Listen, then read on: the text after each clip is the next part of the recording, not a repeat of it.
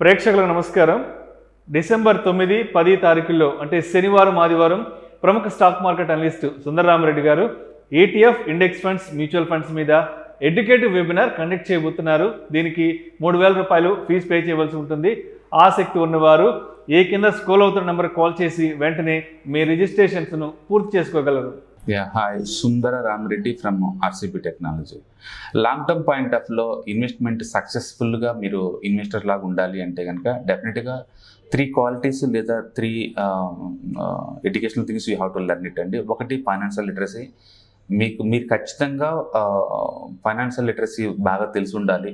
అంటే ఎసెట్ క్లాసులు ఎన్ని రకాలు ఉన్నాయి, ఏ ఎసెట్ క్లాస్లో ఎంతెంత రిస్క్ ఉంటుంది, ఎంతెంత రివార్డ్ ఉంటుంది, ఏ సీజన్లో ఏది వర్కౌట్ అవుద్ది, ఓకే, అంటే ఎకానమీకి దానికి ఉన్న క్రైటీరియా ఏంటి, ఇలాంటి విషయాలు మనం తెలుసుకోవటం ద్వారా బెస్ట్ ఎసెట్ క్లాస్లో ఇన్వెస్ట్ చేసేసి మనం ఎక్కువ రేట్ ఆఫ్ రిటర్న్ తీసుకోవచ్చు అనమాట. For example within the stock మార్కెట్లోనే మనం చూసుకుంటే small cap returns different from the large cap returns. Okay, within the assets class చూసుకుంటే rental returns is different from the stock market returns అనమాట. Volatility చూసుకుంటే stock మార్కెట్లో ఉన్న volatility చాలా ఎక్కువ ఉంటుంది, డెట్ ఫండ్స్లో 0 వాలటిలిటీ ఉంటుంది. కాబట్టి ఫైనాన్షియల్ లిటరసీ మీకు ఉంటే కనుక ఓకే, ఆటోమేటిక్గా మీ పర్సనాలిటీ తగ్గట్టు, మీ ఫైనాన్షియల్ గోల్స్ తగ్గట్టు బెస్ట్ అసెట్ క్లాస్ని చూస్ చేసుకోవచ్చు, బెస్ట్ అసెట్ అలొకేషన్ చేసుకోవచ్చు, అండ్ బెస్ట్ డిజైర్డ్ రిటర్న్స్ మనం తీసుకోవచ్చు అనమాట. కాబట్టి మనకి ఎంత ఎక్కువ ఈ ఫైనాన్షియల్ నాలెడ్జ్ ఉంటే అంత బెటర్. ఇవాళ రేపట్లో మీ యూట్యూబ్లో కానీ లేకపోతే నీకు ట్రైనర్స్ కానీ ఎక్కడ పడితే అక్కడ దొరుకుతున్నారండి. మీకు నచ్చిన ఎసెట్ క్లాస్ కానీ లేదా మల్టీ ఎసెట్ క్లాస్లో కానీ మీరు నాలెడ్జ్ అప్డేట్ చేసుకోవటం వల్ల మీకు క్లారిటీ ఉంటుంది. ఓకే, సో డెట్ ఫండ్స్ కానీ, గోల్డ్ కానీ, రియల్ ఎస్టేట్ కానీ, స్టాక్ మార్కెట్స్ కానీ, ఫారెక్స్ కానీ, కమోడిటీస్ కానీ, ఏ ఎసెట్ క్లాస్ అయినా సరే ఓకే, మీరు మల్టిపుల్ ఎసెట్ క్లాస్ నేర్చుకోవటం ద్వారా ఎక్కడ రిస్క్ తగ్గుతుంది, ఎక్కడ రివార్డ్ ఎక్కువ అవుతుంది, ఏ సీజన్లో దేంట్లో పెట్టాలి, ఒకదానికి ఉన్న రిలేషన్ ఏంటి, ఇవన్నీ అర్థం కావడం ద్వారా దాన్ని హ్యాండిల్ చేయడం నేర్చుకోవచ్చు. గుర్తుపెట్టుకోండి, నాలెడ్జ్ ఈజ్ ద పవర్. అందులో ఫినాన్స్లో మోర్ పవర్ఫుల్ అనమాట. And second one risk management. ఖచ్చితంగా ఈ స్కిల్ మీకు ఉండాలి, రిస్క్ మేనేజ్మెంట్ ఉండాలండి. రిస్క్ మేనేజ్మెంట్ అంటే రిస్క్ని ఎక్కడ కట్ చేసుకోవాలి, తక్కువ రిస్క్ తోటి ఎక్కువ రిటర్న్స్ ఎలా జనరేట్ చేసుకోవాలి, రిస్క్ రివార్డ్ రేషియోని ఎలా మెయింటైన్ చేయాలి, రిస్క్ని ఎలా అనలైజ్ చేయాలి, దాన్ని రిస్క్ లాగా తగ్గించుకోవడం కోసం ప్రొటెక్షన్ ఫ్యాక్టర్స్ అండ్ ప్రాఫిట్ని ఎలా కంటిన్యూషన్ చేయాలి, ఇవన్నీ కూడా రిస్క్ మేనేజ్మెంట్లో మీరు నేర్చుకుంటారనమాట. చాలామంది మార్కెట్ పెరుగుతుందని కాల్ ఆప్షన్ తీసుకుంటారండి. మార్కెట్ పెరిగిందనుకోండి నిజంగా వాళ్ళకి డబ్బులు వస్తాయి, ఇంతే నాలెడ్జ్ అనుకుంటారు. మార్కెట్ పట్టణం స్టార్ట్ అయింది అనుకోండి, కాల్ ఆప్షన్ త్వరగా 0 అయిపోతుంది. అదే స్టాక్లో ఉంటే మార్కెట్ పడుతున్న స్టాక్ కూడా పడతాయి, కానీ మార్కెట్ రికవర్ కాగానే స్టాక్ రికవర్ అవుద్ది. కాల్ ఆప్షన్ అయితే అప్పటికి ఎక్స్పైర్ అయిపోద్ది, కాబట్టి అది నీ పర్మనెంట్ లాసెస్ అనమాట.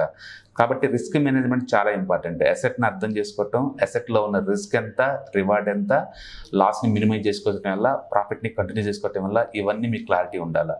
స్టాక్ మార్కెట్ మొత్తంలో కల్లా ఈ రిస్క్ మేనేజ్మెంట్ చాలా చాలా ఇంపార్టెంట్. దీని మీద ఎన్ నెంబర్ ఆఫ్ సబ్జెక్ట్ మీకు యూట్యూబ్లో, గూగుల్లో దొరుకుతుందండి, ఒకసారి చెక్ చేసుకోండి. మీరు మార్కెట్లో ఉన్నారా, రిస్క్ మేనేజ్మెంట్లో ఎక్స్పర్ట్ అయి ఉండాలి కంపల్సరీగా. Okay, right. Third one patience. Patience ఉండాలండి. అండ్ అది ఓవర్ నైట్లో అవుతుంది. మనం ఏదైనా ఇన్వెస్ట్మెంట్లో పెట్టామంటే ఓవర్ నైట్లో ప్రాఫిట్ రావన్నమాట. It take too much time. Warren Buffett 13 yearsలో బిగిన్ చేశాడండి, అండ్ 98లో కూడా స్టిల్ లాంగ్ టర్మ్ ఇన్వెస్ట్మెంట్ చేస్తున్నాడు. కాబట్టి పేషెన్సీ ఉంటేనే అది పెరిగే ఛాన్స్ ఎక్కువ ఉంది. మనం కనుక జాగ్రత్తగా అబ్జర్వ్ చేసామనుకోండి చార్ట్స్ని, రిలయన్స్ లాంటి చార్ట్స్ ఒక్కోసారి 5 to 10 years వరకు కూడా 0 రిటర్న్స్ వస్తాయి. బట్ మంచి బిజినెస్ మోడల్లో మీరు పార్ట్నర్గా ఉండటం ద్వారా లాంగ్ టర్మ్లో మంచి వెల్త్ క్రియేట్ చేసి ఏదో ఒక రోజు అది మీ చార్ట్లో రిఫ్లెక్ట్ అవుతూ ఉంటుంది అనమాట. కాబట్టి పేషెన్సీ ఉండాలి కంపల్సరీగా. స్టాక్ మార్కెట్ అంటేనే పేషెన్సీ, ఇన్వెస్టర్ అంటేనే పేషెన్సీ అనమాట. Okay, right. Third one discipline ఉండాలి. ఓకే, అంటే మనం ఎస్ఐపిలో మ్యూచువల్ ఫండ్స్ పెడుతున్నాం అనుకోండి, ఒక డిసిప్లైన్ పర్పస్లో ఎవ్రీ మంత్ 1000 పెట్టడం ద్వారా మార్కెట్ పడ్డా పెరిగినా సైడ్వేలో ఉన్న అన్నింటినీ మనం అడ్వాంటేజ్ తీసుకోవచ్చు అనమాట. లాంగ్ టర్మ్లో మంచి వెల్త్ క్రియేట్ చేసుకోవచ్చు. కాబట్టి డిసిప్లైన్ అండ్ పేషెన్స్ అనేది డెడ్లీ కాంబినేషన్ అండి. ఎవరికైతే ఉంటుందో వాళ్ళు మనీ మేక్ చేస్తారు. జస్ట్ ఊహించండి, మంత్లీ 540 years పెడితే 1 crore సంపాదించుకోవటం చాలా ఈజీ.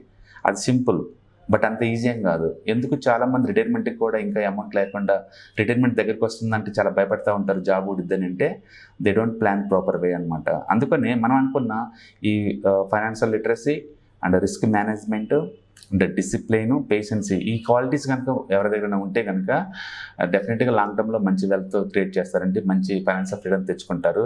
కాబట్టి చెప్పుకోవడానికి చాలా సింపుల్గా అనిపించినా సరే ఇంప్లిమెంటేషన్కి వచ్చేకల్లా చాలామంది చాలా లైట్ తీసుకొని చాలా కాంప్లెక్స్గా చేసుకుంటున్నారు అనమాట.